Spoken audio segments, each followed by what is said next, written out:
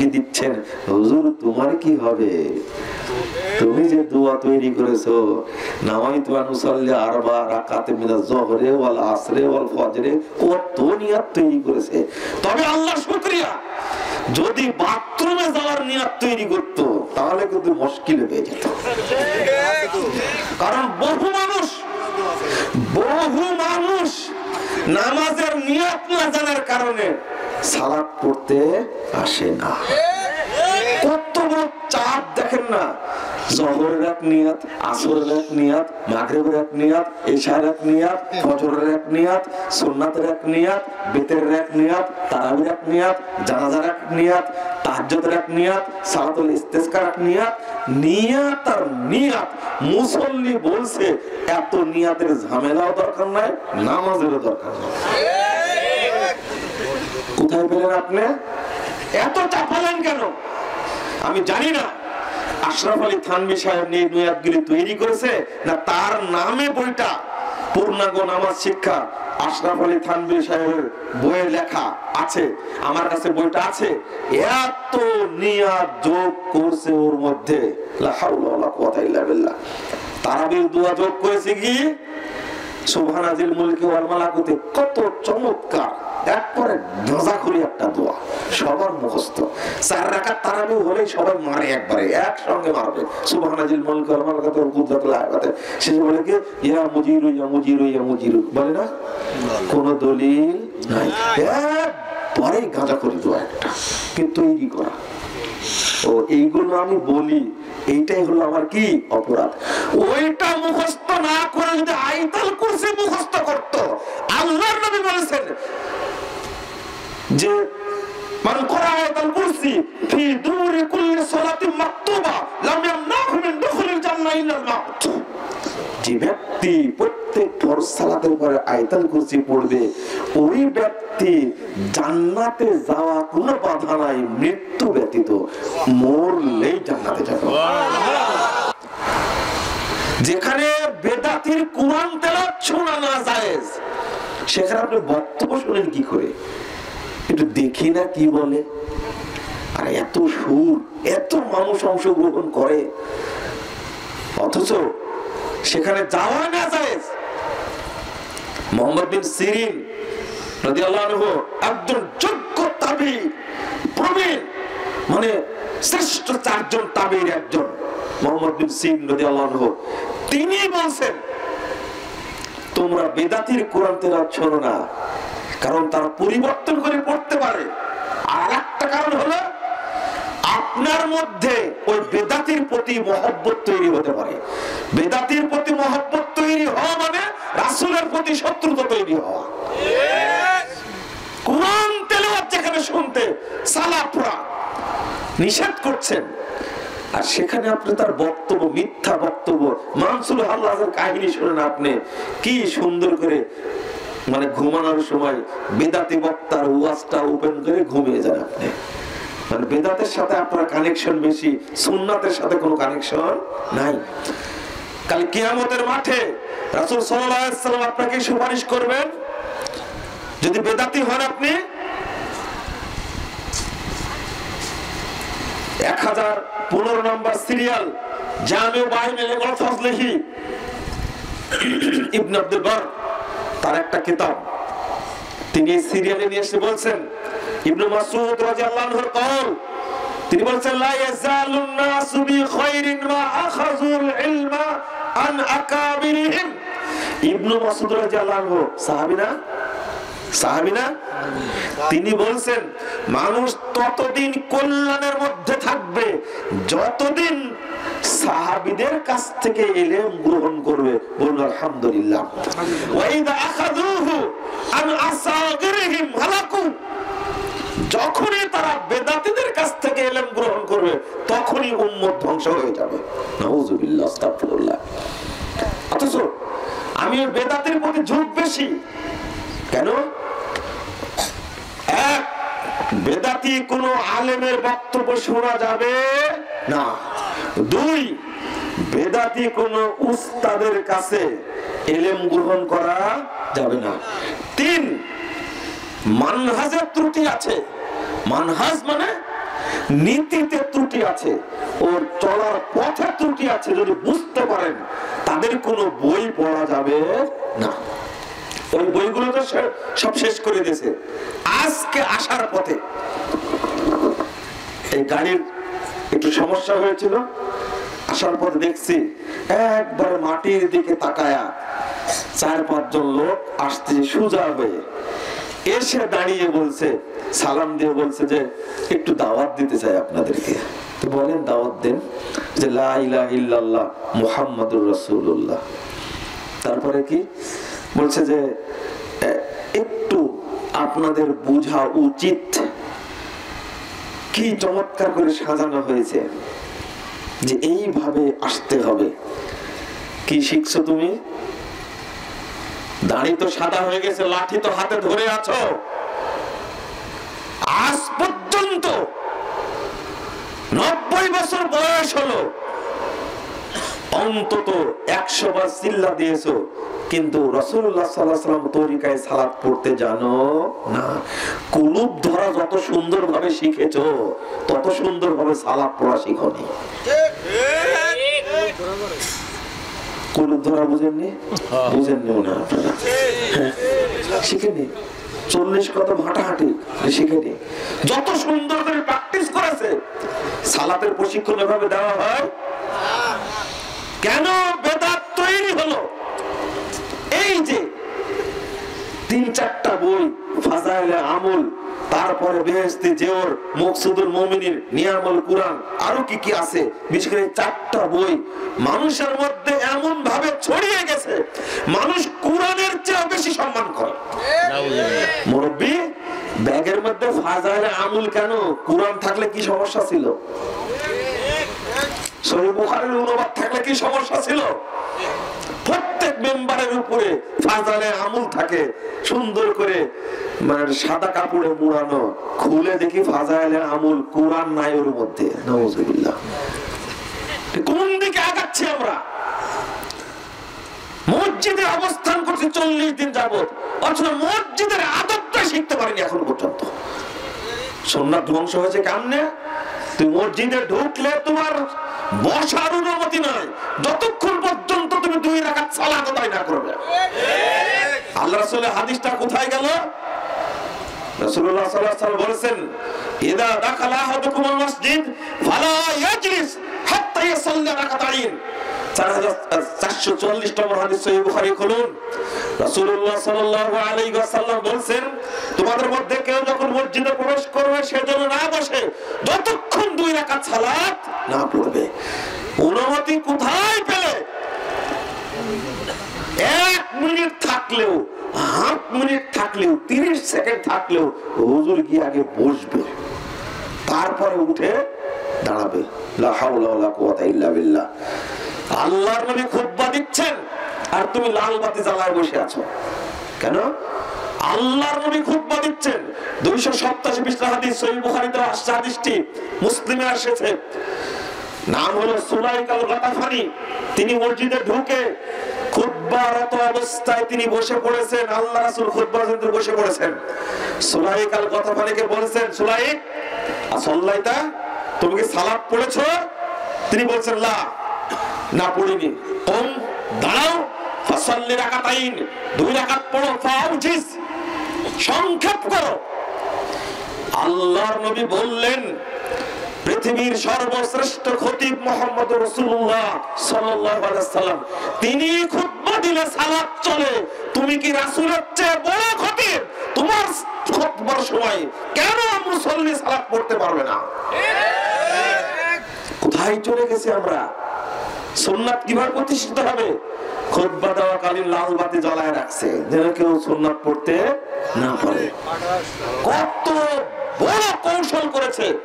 মুহাম্মদুর রাসূলুল্লাহ সাল্লাল্লাহু আলাইহি ওয়াসাল্লাম বলেছেন, সাল্লু ক্বাবলাল মাগরিব রাকাতাইন, সাল্লু ক্বাবলাল মাগরিব রাকাতাইন, সাল্লু ক্বাবলাল মাগরিব রাকাতাইন। লিমন শাহ 3 বার বলেছেন, মাগরিব সালাতের আগে 2 রাকাত পড়ো, মাগরিব সালাতের আগে 2 রাকাত পড়ো, মাগরিব সালাতের আগে 2 রাকাত পড়ো, যার ইচ্ছা সে পড়বে। এই আমলটা এখন বাংলাদেশে চালু হওয়ার কারণে এই পাগড়ি পরা ইমাম এতই পদের বদ, ও বক্তব্য শুরু করেছে। এখন আজানের পরে কি বক্তব্য বক্তব্য শুরু করেছে। আপনারা কি পড়েন? সুন্নাতটা পড়েন? হ্যাঁ, খবরদার মনে রাখবেন, সুন্নাতের জন্য যে কোনো সময় জীবন দিতে প্রস্তুত থাকতে হবে। এটাই হলো রাসূলের ভালোবাসা। আল্লাহর নবীকে অপমান করে তাকে ভালোবাসা যায় না। চুমু খাবেন আল্লাহর নবীকে? বেঁচে আছে এখন? হাত দিয়ে নিয়ে যাবেন? বেঁচে আছে এখন? হ্যাঁ, কি করবেন? বাতাস করবেন? একটু বাতাস করবেন? কি দিয়ে তাকে ভালোবাসবেন? তার সুন্নাতের হেফাজত করে তাকে ভালোবাসতে হবে। সুন্নাতকে খতম করো কেন? আপনি বলবেন যে এইগুলো ছোটখাটো বিষয়, এইগুলো নিয়ে আলোচনা করার কি দরকার? আপনি হলেন ইবলিস শয়তানের চেয়ে বড় শত্রু ইসলামের। ইহুদি খ্রিস্টানের চেয়ে বড় শত্রু আপনি। এই 2 রাকাত তাহিয়াতুল মসজিদ, 2 রাকাত তাহিয়াতুল ওযুর সালাত আদায় করে 209 পৃষ্ঠা তিরমিজির দ্বিতীয় খণ্ডের মধ্যে এসেছে, রাসূল সাল্লাল্লাহু আলাইহি ওয়াসাল্লাম বেলালকে বলেছেন, বেলাল ঘটনা কি বলো তো? মা দাখালতুল জান্নাতা ইল্লা সামিতু খাশখাশা, যখনই আমি জান্নাতে প্রবেশ করি তখনই দেখি তুমি আমার সামনে দিয়ে জান্নাতে হেঁটে চলছো খটখট করে। বেলাল মরেনি, বেঁচে আছে বেলাল। বেলাল রাদিয়াল্লাহু আনহু বলছেন, আল্লাহ রাসূল তেমন কিছু করেনি। এটা আযানতু সাল্লাইতু রাকাতাইন, আর তাওয়াসসাইতু সাল্লাইতু রাকাতাইন, আমি যখন আযান দিই তখন 2 রাকাত তাহিয়াতুল মসজিদ পড়ি, অথবা যখন ওযু করি তখন 2 রাকাত তাহিয়াতুল ওযু পড়ি। হয়তোবা এই কারণে আল্লাহ রাসূল বলেছেন, বেলাল থামো, আর বলতে হবে না, বিহিমা, এই 2 রাকাত সালাতে তোমাকে আমার সামনে দিয়ে জান্নাতে হাঁটার সুযোগ করে দিয়েছে। সুবহানাল্লাহ। তুমি সুন্নাতকে ছোটখাটো বললে কেন? ছোটখাটো মাসালা মানে আবু বকর, ওমর, ওসমান, আলী, সাহাবায়ে রাদিয়াল্লাহু আনহুম, তারা যে সুন্নাত মেনে জান্নাতে গেছেন, জান্নাতের সার্টিফিকেট পেয়েছেন, আমরাও তাদের ধারে সুন্নাত মেনে তাদের সাথে জান্নাতে থাকতে চাই। যখন তোমাকে সুন্নাতের কথা বলি তখন তুমি রাষ্ট্রীয় ক্ষমতা দেখাও, এইটা দেখাও, সেইটা দেখাও, এটা দেখাও। আগে নিজের সংস্কার না করা পর্যন্ত অন্যের সংস্কার করা সম্ভব না। তুমি যদি আকীদা পোষণ করো, র‍্যাব কি ধরবে? মামলা করবে র‍্যাব? বলুন, আমার কথাটা একটু দেখুন। আপনি বিশ্বাস করেন বেদাতি আকীদা যে আল্লাহ সর্বত্র বিরাজমান, ইসলামী আন্দোলন করতে করতে বয়স 90 হয়ে গেছে, এখনো আপনি আল্লাহ কোথায় আছেন সেটা জানেন না আপনি। তাহলে আপনি যদি ওই বিশ্বাসটা বাদ দিয়ে বলেন আল্লাহ আরশের উপরে আছেন, এই কথা যদি বলা হয়, র‍্যাব কি তাকে গ্রেফতার করবে? না। মামলা দিবে? না। জেল দিবে? না।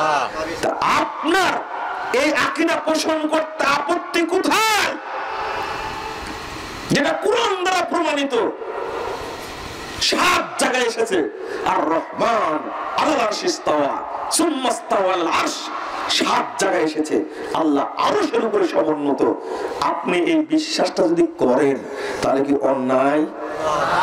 নবী মুহাম্মদ সাল্লাল্লাহু আলাইহি ওয়াসাল্লাম মাটির তৈরি, এই বিশ্বাসটা যদি আপনি করে নেন তাহলে আপনার বিরুদ্ধে কি মামলা করা হবে? এই বিশ্বাসটা করতে সমস্যা কোথায়?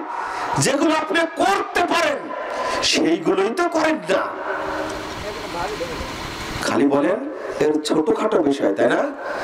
যখন যেটা বলি তখন সেটা পরিষ্কার করে বলি।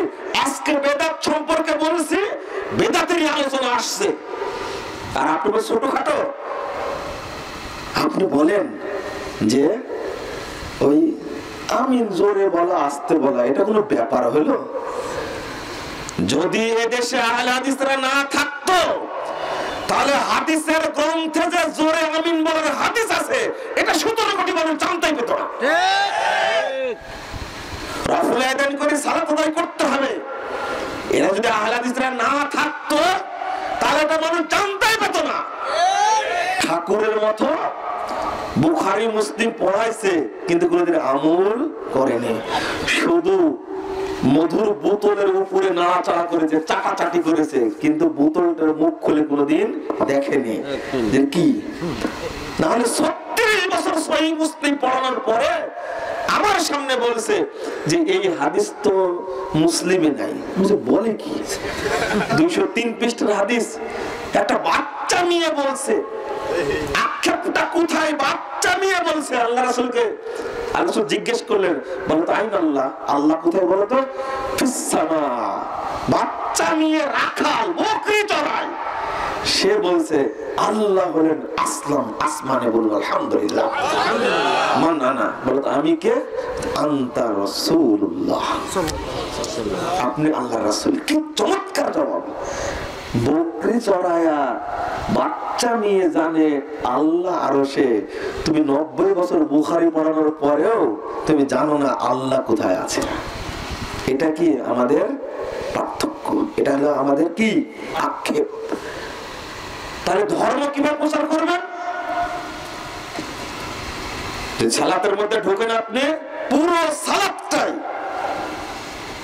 বিদআতের মধ্যে অন্তর্ভুক্ত। আমার কথা না, 529 নম্বর হাদিসটা খুলুন। আনাস রাদিয়াল্লাহু আনহু বলেন, মা আরিফু শাইয়ান মিম্মা কানা আলা আহদিন নবী সাল্লাল্লাহু আলাইহি ওয়াসাল্লাম। আনাস রাদিয়াল্লাহু আনহু সাহাবী না? জি সাহাবী। আরেকটা পরিচয় আছে তার, কি? 10 বছরের কি খাদেম। কার খাদেম? রাসূল সাল্লাল্লাহু আলাইহি ওয়াসাল্লামের 10 বছরের খাদেম। আরে তার কথা বিশ্বাস হবে না, তোমার কথা বিশ্বাস হবে? সহিহ বুখারী হাদিস 529 নম্বর, তিনি বলেন, মা আরিফু শাইয়ান মিম্মা কানা আলা আহদিন নবী সাল্লাল্লাহু আলাইহি ওয়াসাল্লাম। রাসূলের যুগে যা কিছু দেখেছি, আজকে আমি কোনো কিছু দেখতে পাচ্ছি না। চিন্তা করেন, সাহাবী তিনি বলছেন রাসূলের যুগে যা দেখেছি তোমাদের যুগে কিছু দেখতে পাচ্ছি না। কিলা সালাহ, কি সালাতটাও কি রাসূলের যুগের মতো না? তখন বলছেন, ক্বালা আলাইসা যায়্যাতু মা যায়্যাতু, সালাতও তো নাই। তোমরা যেভাবে নষ্ট করে সালাতকে, যেভাবে তোমরা নষ্ট করে সালাতকে, ওই সালাত কি আর আছে? এটা কার বক্তব্য? আনাস রাদিয়াল্লাহু আনহুর বক্তব্য। আর আজকে কতদিন পরে বলছি কথাগুলো? 1450 বছর পরে কথাগুলো বলছি। তাহলে কি আমাদের মধ্যে ওই সালাত আছে? ঠিক একই অবস্থায় ইবনে শিহাব জুহরি, তিনি একজন তাবেঈ, তিনি বলছেন যে তাকালতু আলা আনাস ইবনে মালিক বিদিমাশক ওয়া ইয়াবকি। আমি দিমাশকে আনাস রাদিয়াল্লাহু আনহুর কাছে গেলাম, যাওয়ার পর দেখছি ইয়াবকি, তিনি বসে বসে ফুঁপিয়ে ফুঁপিয়ে কাঁদছেন। আমি জিজ্ঞেস করি, ফাকুলতু মা ইউবকিক, আপনাকে কিসে কাঁদাচ্ছে, কেন কাঁদছেন আপনি? ক্বালা লা আরিফু শাইয়ান মিম্মা আদরাকতু ইল্লা হাযিহিস সালাহ ওয়া হাযিহিস সালাহ কাতিয়াত। তিনি বলছেন, আমি রাসূলের যুগের কোনো কিছুই দেখতে পাচ্ছি না। তোমাদের অবস্থা দেখে মনে হচ্ছে কিছুই নেই, শুধু সালাতটা। কিন্তু সালাতটাকেও তোমরা নষ্ট করে ফেলেছো। বলুন নাউজুবিল্লাহ। আনাস রাদিয়াল্লাহু আনহুর কথা বলছি। আমি যদি কলগুলো উল্লেখ করি, অনেকগুলো উল্লেখ করতে পারবো। তাদের এই আশঙ্কা ছিল। ইমাম আহমদ বিন হাম্বলের কথাটাই বলি, 350 পৃষ্ঠা তাবাকুল রাহমাতুল্লাহ প্রথম খণ্ডের মধ্যে এসেছে, তুমি যদি 100টি মসজিদে সালাত আদায় করো, কোথাও রাসূল সাল্লাল্লাহু আলাইহি ওয়াসাল্লামের সালাত পাবে না। অতএব তোমরা তোমাদের সালাতের ব্যাপারে আল্লাহকে ভয় করো। 241 হিজরির কথা এটা। ইমাম আহমদ বিন হাম্বল রাহিমাহুল্লাহ 10 লক্ষ হাদিসের হাফেজ, তিনি বলছেন এটা। আমি মনে হয় আপনাদের বোঝাতে পারলাম না। বুঝছেন কি? সেই যুগে যদি সালাত নষ্ট হয়, আজকের যুগে কি সালাত আছে?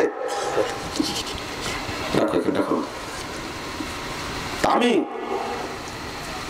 সালাতের মধ্যে আলোচনা যদি ঢুকে যায়, দেখবেন শুধু জাল হাদিস আর ভুয়া কথা। ভুয়া কথা কয়টা নেবেন আপনি? আজানে ঢুকাইছি, দোয়া সংস্কার করেছি, একটা দোয়া একটা শব্দ নবী মুহাম্মদ সাল্লাল্লাহু আলাইহি ওয়াসাল্লাম মেনে নিতে পারলেন না। কয়টা?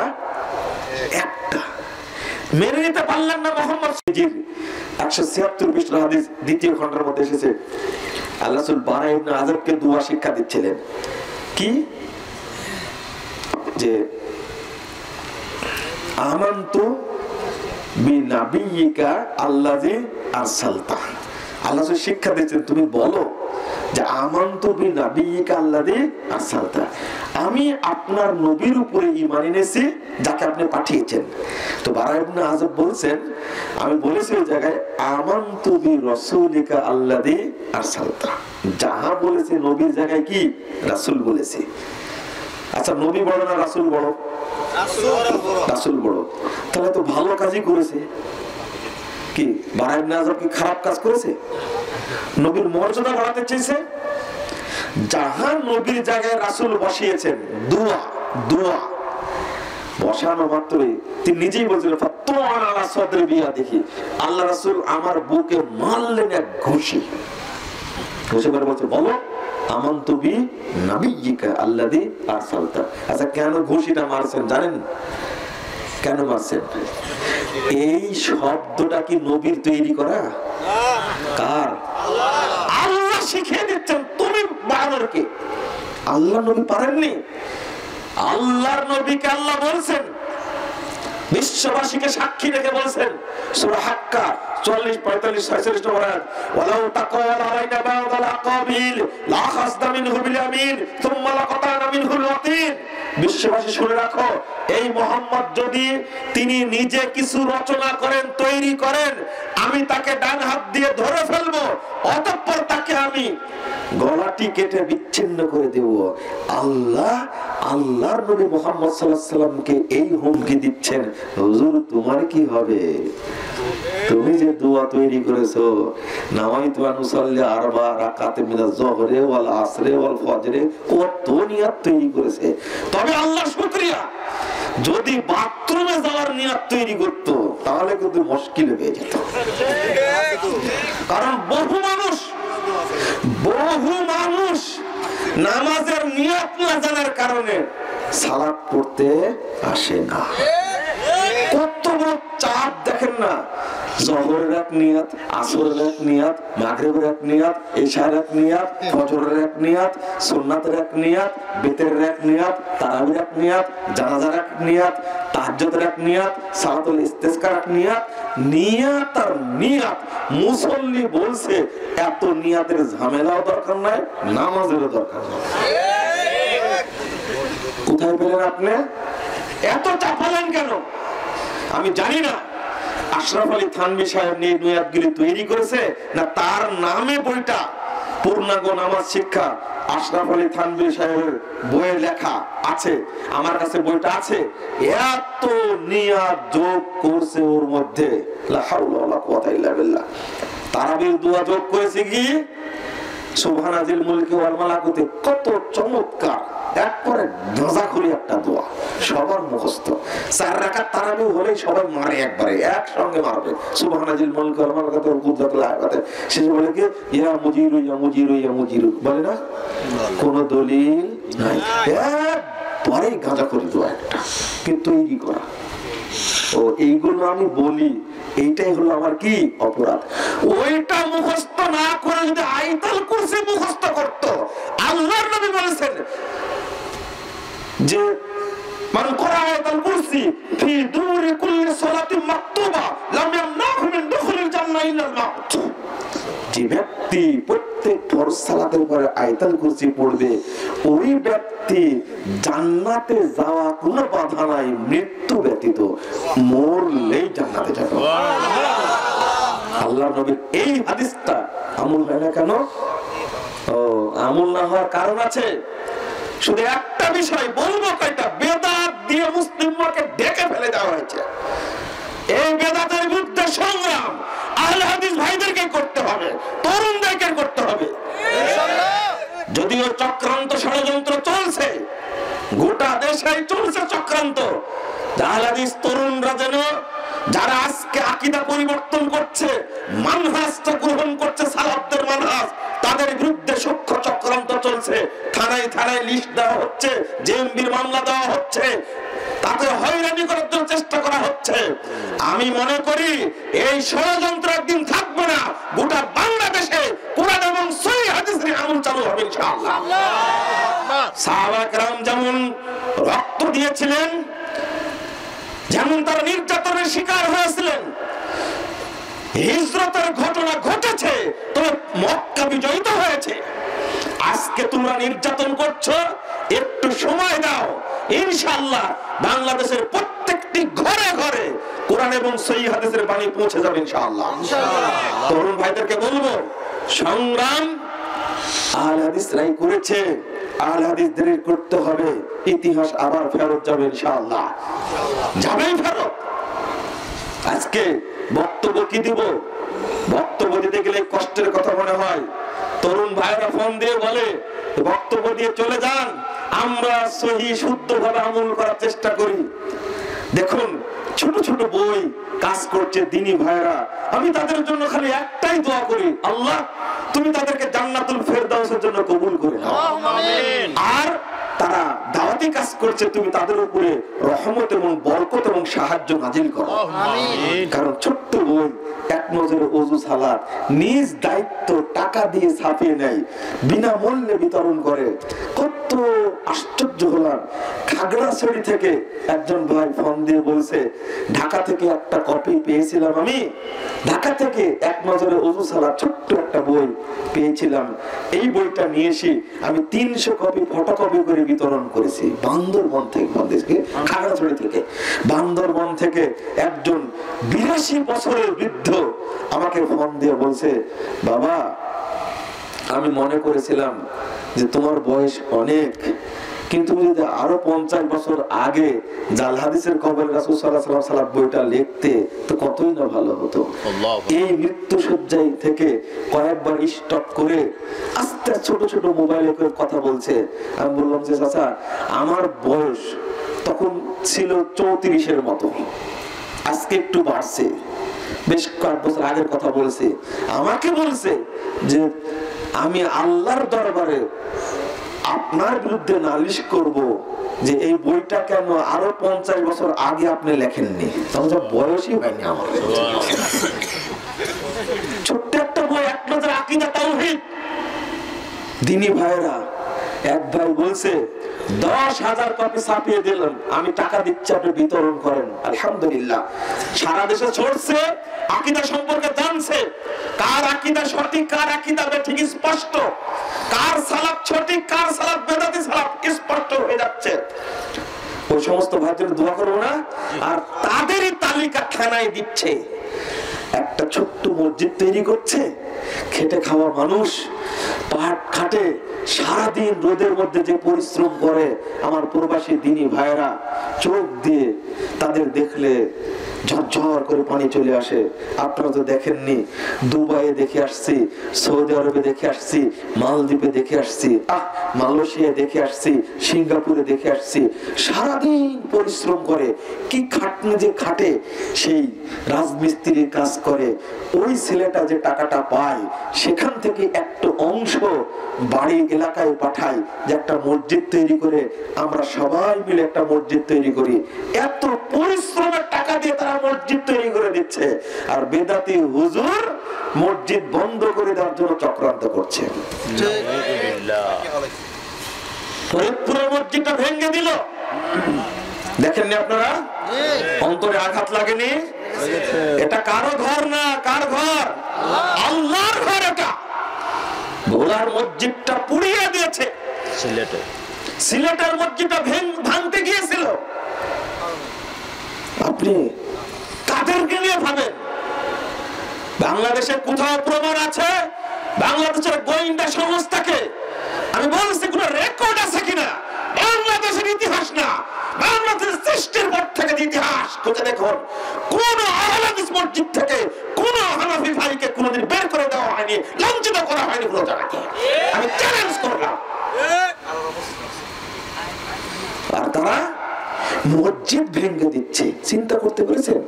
বক্তব্য কোথায় দিব, কোথায় আলোচনা করব? কিন্তু আমরা প্রতিবাদ করতে পারলাম না।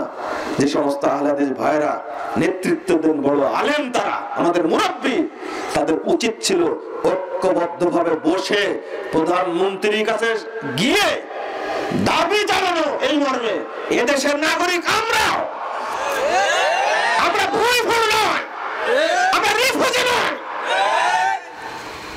আমাদের বাপ-দাদারা স্বাধীনতা আন্দোলন করে এদেশকে স্বাধীন করেছে, আর পীর ফকিরেরা সেই আন্দোলনকে স্বাধীনতা আন্দোলনের বিরোধিতা করেছে। তুমি শাহ ইসমাইল শহীদকে চিনো না, সাইদ আহমদ শহীদকে চিনো না, তিতুমিরকে চিনো না, হাজী শরীয়তুল্লাহকে চিনো না? তারা হলেন আহলে হাদিস ঘরের সন্তান, আহলে হাদিস আকীদার মানুষ ছিলেন তারা। যুদ্ধ তো তারাই করেছে, দেশকে স্বাধীন তারাই করেছে। আর তুমি আজকে আহলে হাদিস মসজিদ পুড়িয়ে দাও।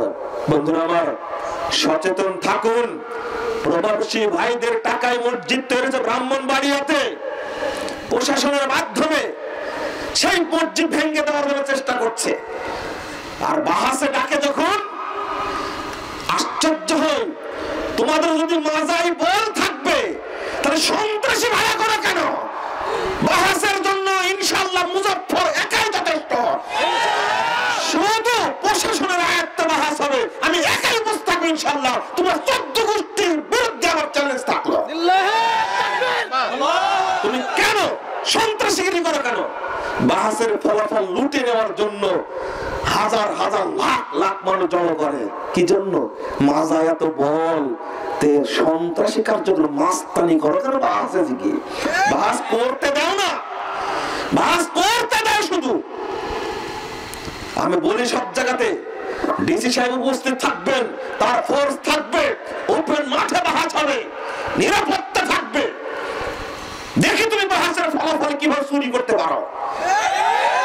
মাজাই বল থাকলে এই সন্ত্রাসীগিরি মাস্তানিগিরি করতে পারতে না। যেখানে যাব সেখানে বাহাসে লাখ লাখ মানুষ জড়ো করবে। আরে যার কাছে কোরআন এবং সহিহ হাদিস থাকে তার কাছে অন্য কোনো কিতাব লাগে না। তামাম এটা সেটা দিয়ে উত্তপ্ত করে থাকে। বন্ধুরা আমার, কষ্টকরের জন্য বলি, কত বেশ্যালয় আছে বাংলাদেশে, আছে না? কত নোংরা ক্লাব আছে, আছে না? কত সিনেমা হল আছে।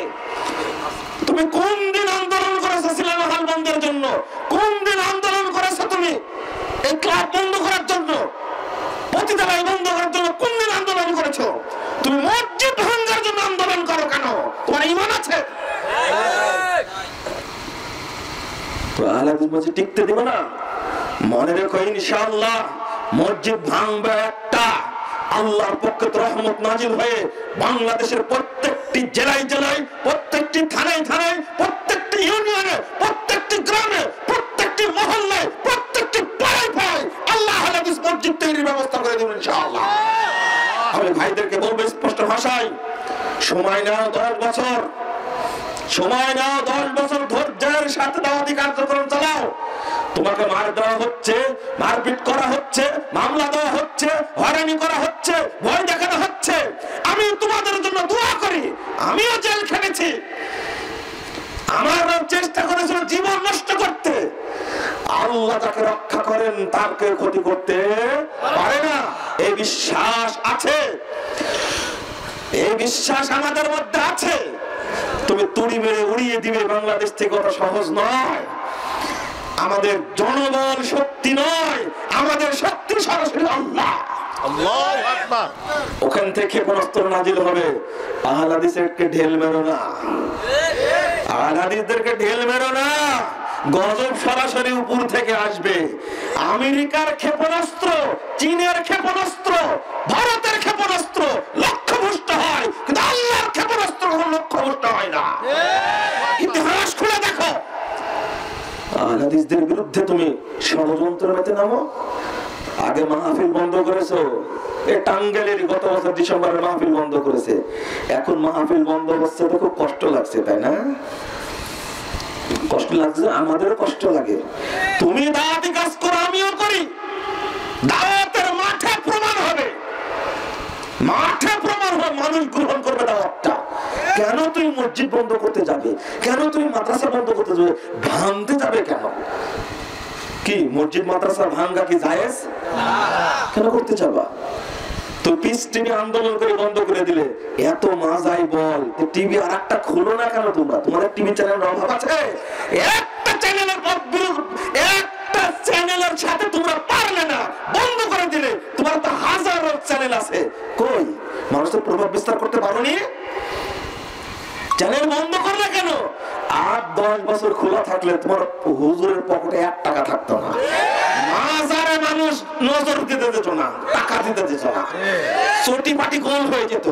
তবে এখনো বিশ্বাস করি টিভি বন্ধ করে লাভ হয়নি, তারা লাভ করতে পারেনি, তাদেরই লস হয়েছে।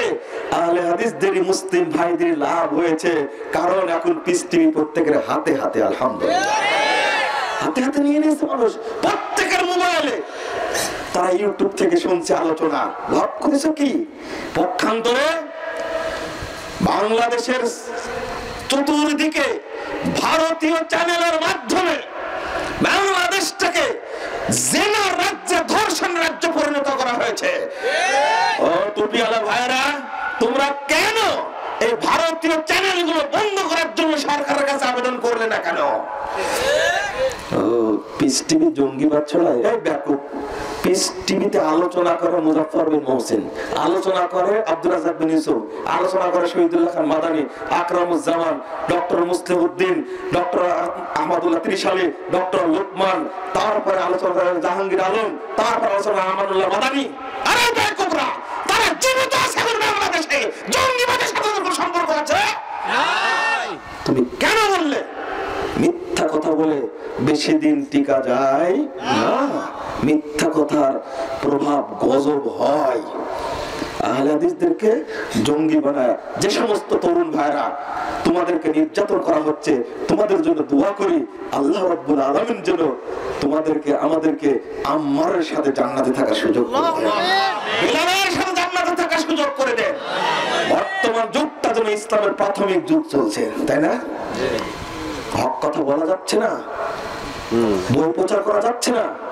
আমি এই ক্ষেত্রে বলবো, যত দিনী ভাইরা আছেন, আমি দাবি করি, বলে থাকি, আমার একটা টার্গেট আল্লাহর কাছে দোয়া এবং আশা, আপনাদের কাছে বারবার দোয়া চাই।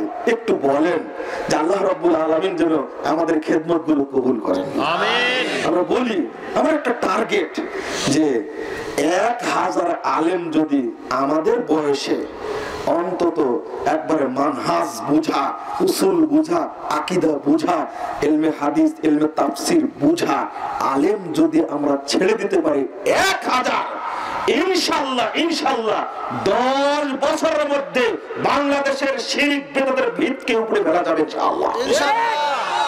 এই জন্য দারুল হুদা ইসলামী কমপ্লেক্স রাজশাহীতে আমি ওই পরিকল্পনা নিয়ে আলহামদুলিল্লাহ আমরা শুরু করেছি। আমরা আল্লাহ যেন আমাদেরকে লক্ষ্যে পৌঁছার তৌফিক দান করেন, আল্লাহ যেন কবুল করেন, এই দোয়াটা করবেন আপনারা। আর দিনী ভাইদেরকে বলবো, প্রবাসী ভাইদেরকে বলবো, আপনাদের যারা সামর্থ্য আছে, বাংলাদেশে অনেক ধনী মানুষ আছে আহলে হাদিস ভাইদের মধ্যে, ভুলার মসজিদ একাই করে দিতে পারবেন, ফরিদপুরের মসজিদ একাই করে দিতে পারবেন, বিভিন্ন জায়গায় মসজিদ তৈরি করে দিতে পারবেন। আমি বাংলাদেশের এবং প্রবাসী ভাইদেরকে বলবো, যার যেখানে বাড়ি সেখানে আপনি দাওয়াতি কেন্দ্রের জন্য একটা করে মসজিদ তৈরি করো, আল্লাহ তুমি কবুল করো, আমিন। এটা বলি। আর একটা অল্প বিনামূল্যে যে কাজটা আমরা করে থাকি সেটা হলো এক নজরে ওযু সালাত, এক নজরে আকীদা তাওহীদ, এক নজরে সিয়াম রমাদান, এক নজরে হজ উমরা, এক নজরে দোয়া ও জিকির। এই বইগুলো আমরা বিনামূল্যে বিতরণ বেশি করে করি। আর মাসিক আল ইখলাস প্রতি মাসে চেষ্টা করি মানুষের কাছে পৌঁছে দেওয়ার জন্য। আপনাদের বলবো, আপনারাও দায়িত্ব নেবেন